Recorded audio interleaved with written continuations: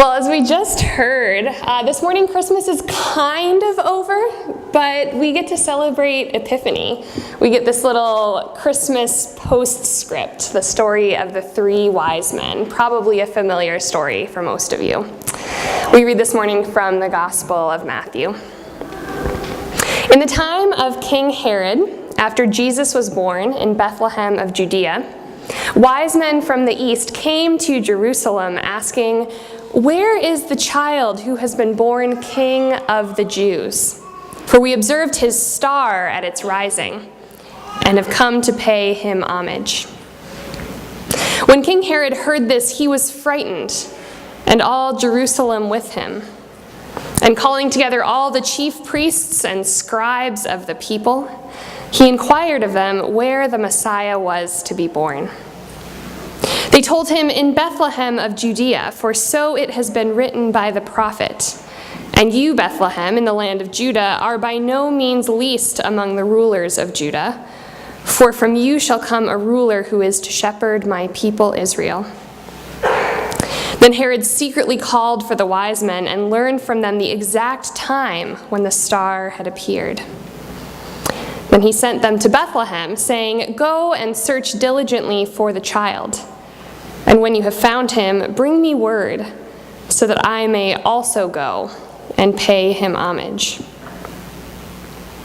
When they had heard the king, they set out, and there ahead of them went the star that they had seen at its rising, until it stopped over the place where the child was. When they saw that the star had stopped, they were overwhelmed with joy. On entering the house, they saw the child with Mary, his mother, and they knelt down and paid him homage.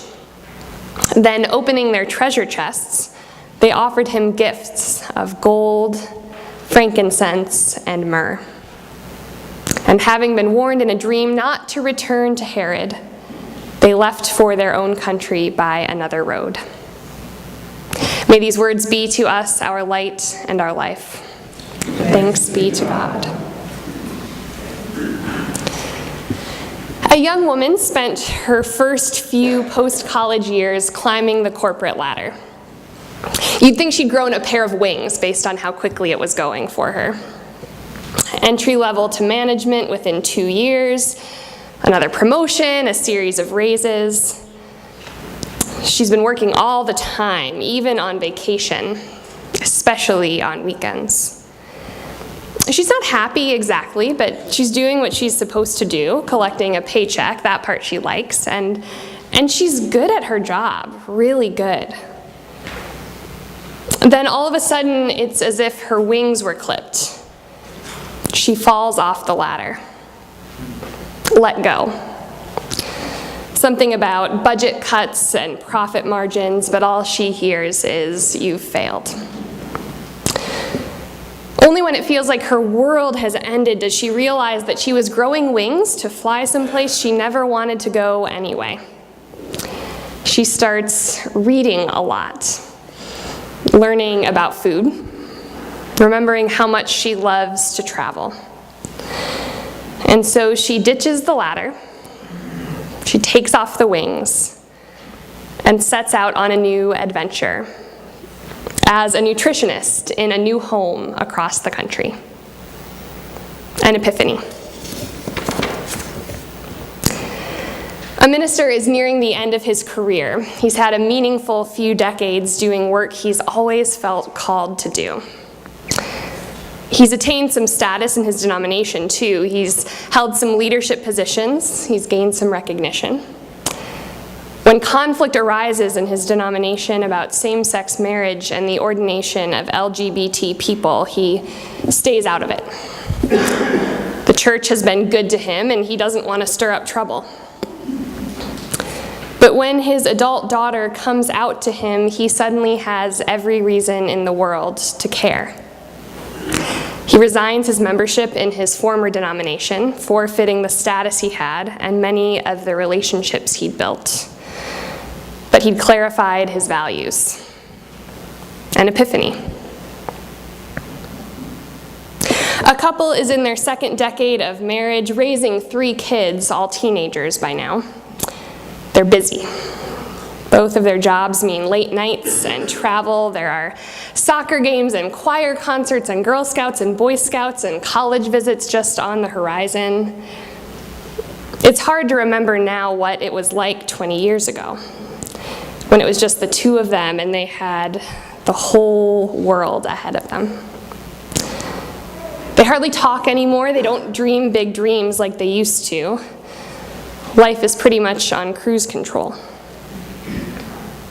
Then they get together for dinner with their best couple friends and find out they're divorcing. And the story isn't entirely clear. An affair, years of unhappiness, irreconcilable differences, and it's absolutely shocking to them. They thought their friends had a perfect marriage. They're surprised to feel grief over a loss that isn't even theirs to grieve, and they realize maybe there is no such thing as a perfect marriage. But they want to salvage theirs. And so they make an appointment for marriage counseling. An epiphany. 3 ancient scientists spend their days categorizing plants, collecting rocks and minerals, and studying the stars. They are curious people, observing their world, recording patterns, and reading about what they might signify. One day the stars are doing something unusual. They notice one that's inexplicably brighter. So they go to ask the king what it might be, and the king sends them off to investigate. Now, they are not Jews themselves, but they are scholars, so they know that the Jewish people have been waiting for a Messiah. They suspect that this might be him.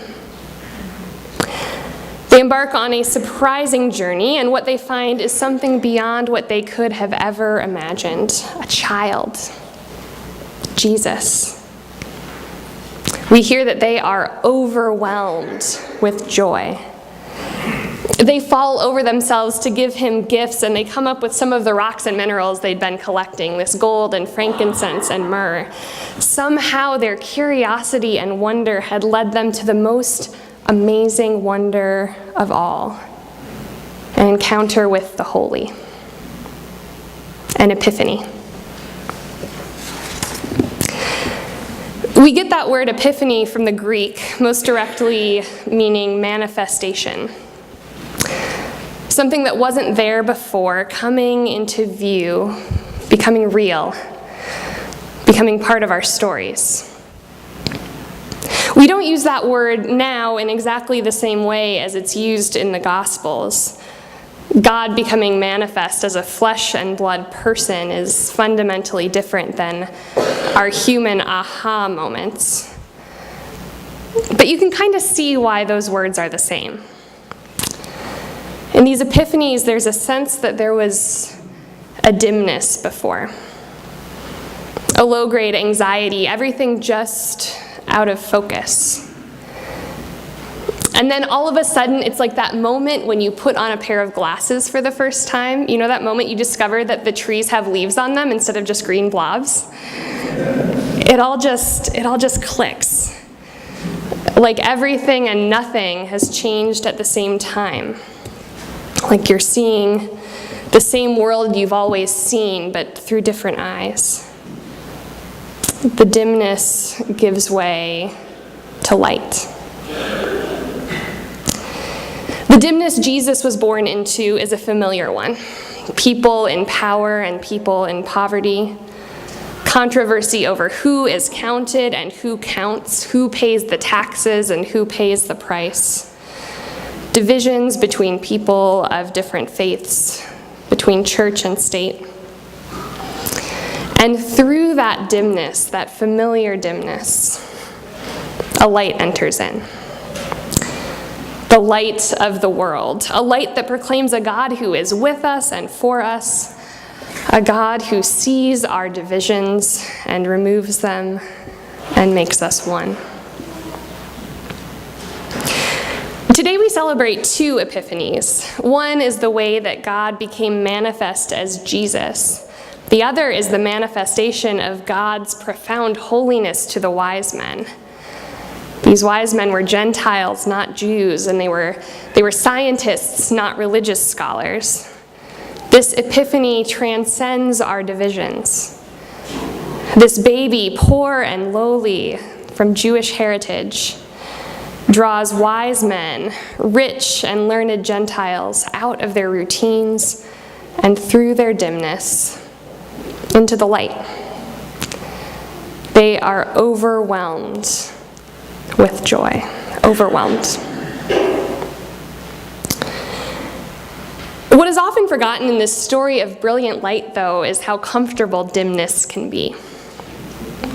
We have strategies to manage our lives, places where we're accustomed to finding meaning, social circles that affirm our beliefs and values. The young woman who was fired from her job had a really comfortable life. The retirement age minister had an entire successful career under his belt. The married couple had the stasis of their lives, moving at breakneck speed in some ways, but comfortably spinning their wheels in others. The three wise men had a pretty good thing going before they decided to leave their homes, depart from their academic institutions and libraries, and take a chance on a star. The world had a pretty good thing going before Jesus came around. The Roman Empire was good at getting people in order, organizing land and wealth. They were especially good at keeping the people in power pretty happy. Dimness often isn't all that bad. A lot of times it kind of works. But at Epiphany, we remember that God has more than dimness in store for us. God disrupts our lives. God takes everything we think we know about the world and turns it upside down. God did it through Jesus, coming into the world in such an unexpected way and such an unexpected place. A barn instead of a castle, a baby instead of a king, a carpenter father instead of a royal family. And God does it for each of us, perhaps in ways we wouldn't choose. After a layoff or a death or a surprising confrontation.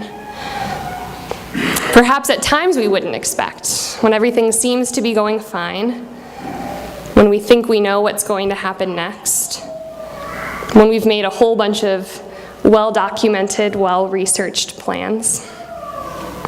But that's who God is, unexpected, disruptive, throwing us into a new reality where our dimness has to be challenged, has to be sharpened, has to give way to new light.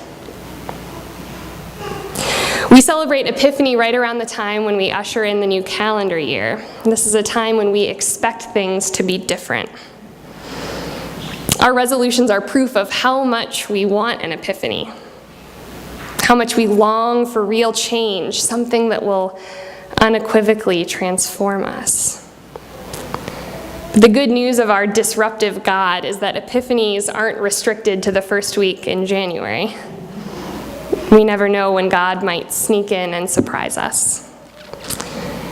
So we have to stay awake and keep our eyes open. We have to keep looking for those places where the blurry dimness of business as usual sharpens into focus and steps into the light. A congregation is full of energy, passion, intelligence, and engagement. They have a renowned music program, a cross-generational focus, a strong presence doing good in their community. They've undertaken several large projects in the last few years, ranging from capital campaigns to building projects to huge social justice endeavors. They are healthy. They are doing really well. But they are a mainline Protestant church in the 21st century in America, and all those news stories and statistical analyses tell a doomsday story about these liberal churches in our modern times. We see numbers that show younger people shying away from church. More people than ever have grown up with no religious background at all.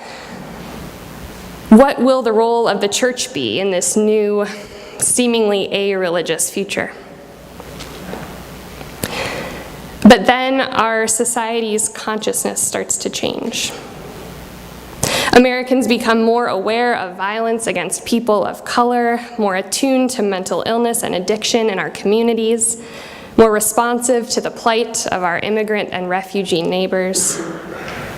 An election happens, and it surprises us and awakens us and uncovers ugliness we weren't sure we ever wanted to see, but now we can't unsee it. And this congregation knows what their faith has to say about all of this. They've been preaching and living it for years. They know how to respond because they've been doing it for years. They look at this moment we're in, and this congregation says, we don't care what the headlines say or the statistics or the doomsday stories. The church has a place here. Jesus has something important to say about all of this. And we have something important to do.